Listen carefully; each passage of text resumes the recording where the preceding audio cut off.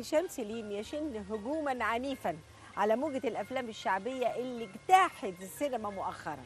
بيقول هذه الأفلام بتمثل إهانة لولاد البلد المصريين في الأحياء الشعبية وتهدد سمعة السينما المصرية. يعني لما بطل الفيلم يطلع، أنا آسف جدا، يهز وسطه ويتنافس ويتبارى مع راقصة على إزاي مين بيهز وسطه أكتر. ده ما أظنش إن الشعب يحبوا يشوفوا راجل مصري بيهز وسطه. هل الشباب والجيل الجديد هو ده؟ أنا تحت أمرهم، مش هفتح بقي تاني. لا لا لا، هقول لك إيه؟ لو ده الصح خلاص يبقى أنا آسف، أنا غلطان يا سيدي. يعني انما انا مش هي شايف موضة ان حاصلة راجل غريبة يهز وسطه. رجالة يعني طب الستات تعمل ايه؟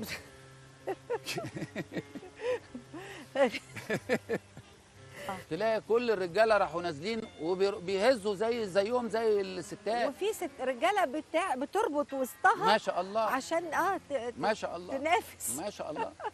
فده انا مستغرب عليه انه يقول لك شعبي. هو يعني هو ده بالعكس، ده ولاد البلد بقوا من الرجوله والشهامه لا. انا زمان كان ممنوع ان الراجل يترقص. طبعا انا اتربيت على كده طبعا، ومش زمان، هو المفروض لغايه دلوقتي الصح انه الراجل ما يقعدش. فانا مش ضد الفيلم، انا ضد اللي بيتعمل في الفيلم.